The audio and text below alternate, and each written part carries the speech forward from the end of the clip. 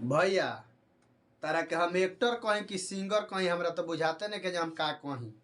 हमरा तो हमरा तो इहे नहीं के बुझात नु कि हम तारा के एक्टर कह के सम्मानित करी कि सिंगर कह के सम्मानित करी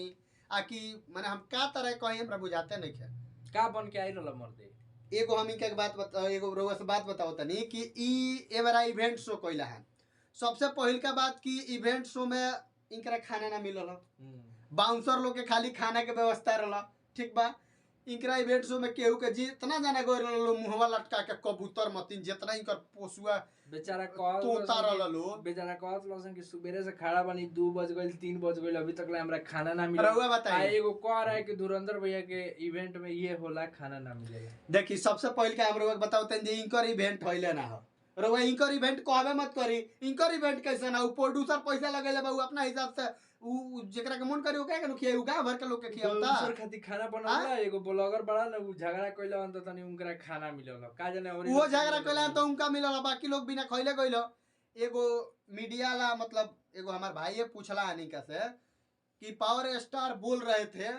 कि भोजपुरी इंडस्ट्री में जो भी कलाकार है अगर कोई आलाप लेते हैं या कोई गाना गाते हैं तो पावर स्टार से टच करेगा,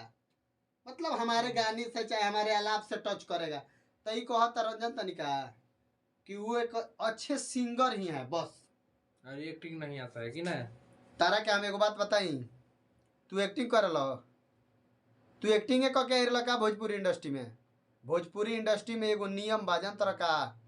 कि भैया जेकर गाना चली ओकरे फिल्म चली। तारा के बता दे तनी जे तोरो ले निमन बॉडी वाला विराज भट्ट बाड़े आ तोरो ले बढ़िया एक्टिंग कर ले, तोरो ले ज्यादा हिट फिल्म देले बड़े, ठीक बा। है ना तक ओने कहा तक है ना तक ना पहले तोरो ले ज्यादा देले बड़े आ ओकरा बाद जितना एटीट्यूड तार लगे बानू उतना उनका लगे नहीं है, ठीक बा। एगो तू भाई जाना तू गायके बन के आइल तारा गावे के लूर नहीं खे तबो तू गायक बन के आइल ये एक्टर बन के आइल रहत का जाने कहां रहतन कुछ पते ना। एक्टर बन के आइल रहत तो इनकरा फिल्म में मिलले इनकरा ले निमन निमन एक्टर एक से एक क्लास कइल एक्टर, सर्टिफिकेट वाला एक्टर जोन बिहार लेवल पर मेडल जीतले बा उ एक्टर भोजपुरी इंडस्ट्री में कहां के ई बा। कोनो एथी नहीं के भोजपुरी इंडस्ट्री में एक्टर लोग के स्कोप नहीं के जेकर गाना बाजी ओकरे थी होई ओकरे थी होई। भोजपुरी का मतलब ये पढ़ लो। अब तू मार दवा फूला तरह जे वो एक अच्छे गायक हैं, अच्छे गायक हैं वो अच्छे गायक तो हैं, दुनिया जानता है जो अच्छे गायक हैं, अच्छे गायक हैं, अच्छे उनका सुर है, अच्छा उनका पर्सनालिटी है। आपको दूसरा क्या चाहिए, एक्टर है आप। महाराज जी लोग तो इतना हद तक ले पार कर दिले बोलो, इतना विवाद किया। आज गोपालगंज में जाता मन तो जैसे विवाद के पहले ही से बात हो गई बा कि वो जइहन स्टेज पर तो कुछ ना कुछ बोली है। तो बोलस उ तो देखिए एगो और बात रोगा हम बताओ तनी जाले के ले ई लो नाम पावर स्टार के ना लीलो नु ताले के ले इनका लोग के गाना ना बाजी ना गाना बाजी ना कुछ, लगातार 20-25 गो गाना फ्लॉप दे दले। देखा था नुरुआ लगातार 20-25 गो लगातार फ्लॉप दे देतनी। अब कितना फ्लॉप देबो मर्दवा, तारा के तो मन करता जे हम फिर प्रणाम करी। पैर कहां है सब का मर्दवा एहो गाना उहे हाल बा, ठीक बा फ्लॉप बा चोरा देखा जेकर भगवान सब देखेले। हमरा से तू झूठ बोल देबो, जनता से झूठ बोल देबो, सब लोग के चूतिया बना देबो, लेकिन जे ऊपर बैठल बन ओकरा के ना बनेबो आ उनका लगे हमनी के तो बाद में कह जे इनकर बारे में बनावेले उहे लोग कहता कि गाना बेकार बा, एक रात में गाना बन जाला, एक रात में काहे बन गइल, काहे का बन गइल। हमारा गाना घिंचल हो, गाना घिंचाइल बा, ओने के गाना अभी नहीं खेलांच बोलता ले नहीं गाना हो गइल, कंफर्म पता चली कुछ देर के बाद। देखी सबसे पहले बात हम बताओ तनी तारा के धुरंधर भैया, तू पहले ध्यान से हमरा बात पर ध्यान दो। देखो तू सिंगरे बन के आई रहल भोजपुरी इंडस्ट्री में, ओकरा बाद तार फिल्म आइल, तू एक्टर बन के ना आई रहल। ए बार जौन एक्टिंग करत हो कल लोग के नजर में, हमरा नजर में कोनो एक्टर तू ना हो, तारा कुछ ना आवेला एक्टिंग के बारे में, कुछ नहीं जानते हैं आप। गायकी तनी बा, गायकी के माध्यम से तू भोजपुरी इंडस्ट्री में तारा के लोग जानल, नाचला के वजह से लोग जानल, ठीक बा। वो लोग के टारगेट करके होई पर गाना गले लंसानिया। हां सुनी ना टारगेट करके ओकरा बाद तारा गायकी के माध्यम से इनके लोग जानल। जब तारा के लोग जान गइल तब तू फिल्म करा, चाहे जोन बुझाओ तोन करो, चाहे कॉमेडी करो, ओकरा बाद तारा के लोग जानल। तो तू कहत रह जे उ सिर्फ एक गायक ही अच्छे हैं। ए भैया एगो बात कही, आज तू अगर गायक के बात करता ना कि गायक ही अच्छे हैं आ तहार अगर जो आज गायकी छूट जावा तू एल्बम ना लिया वन तो तू भोजपुरी इंडस्ट्री तू में कहाँ तू बिला जी अच्छा रउआ के एगो बात बताओ तनी इनका के कहीं आज तू क्रिया खा है ना तक क्रिया खा तू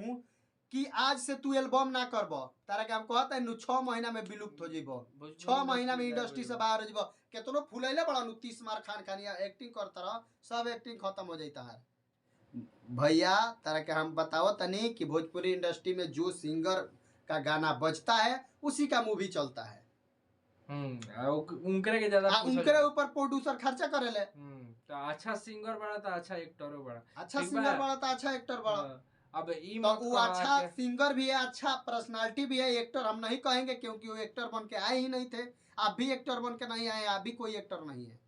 आपको भी एक्टिंग नहीं आता ई है महाराज कहे के मतलब ये हो कि एक्टर होइला ना वन फिल्म उलिम करबे ना करबे आ, कुछ दिन पहले तो कहत रहलो कि इनकरा के फिल्मे मिलल छूट गइल बा अब केहू करही के नहीं के चाहत ओकरा पहले ई कहत रहन कि अब बुढ़ऊ लगत रहन अब उनकरा साथे छोड़ी ना ऐसे ही ना खोदे होला। ले खाली बाकी सब रउआ जानता नहीं वीडियो के ज्यादा से ज्यादा शेयर करी अच्छा रउआ जानता जनार्दन मानी रउआ हमरा के बताई कि भोजपुरी इंडस्ट्री में ई जौना बेरा होइले ओकरा हीरो बन के पैदा भइल ले का पहले इनकरा के लोग गायकी से जानल सब लोग गायक जाने लगल जे फलवा गायक होवन फलवा धुरंधर भैया गायक होवन ठीक बा तब तारा के एगो लोग बात जानल खातिर हम तारा के एकदम एथी करेम तू स्ट्रगल कइले बड़ा जेगा तू आपन दुनिया अपना से बनइले बड़ा जेगा मेहनत कइले बड़ा स्ट्रगल कइले बड़ा ओकरा खातिर हम कबो एथी ना करेम आ ओकरा खातिर हम दिल से सपोर्ट करेम लेकिन जेगा तू दूसरा के के टारगेट करत रह जो टारगेट मत करो यार वो भी वो गायक बन के अच्छा आए हैं नहीं तो खेला आप ठीक बड़े बा। भाई हैं आपका आप सम्मान दिए हैं तो सम्मान हमेशा एके दीजिए इंडस्ट्री में रहे के बाद तो झगड़ा झोगड़ी कइले के जरूरत बाकी नहीं रहुआ है। वीडियो के ज्यादा से ज्यादा ज्यादा से शेयर शेयर करी करी, लाइक like करी करी। कमेंट करी और रहुआ पर राय जरूर दी कि पावर स्टार एगो अच्छा गायक होवन तो उ गायके बन के आई रहे गायके बन के रही हैं आ गायके बन के भले चल जाइ हैं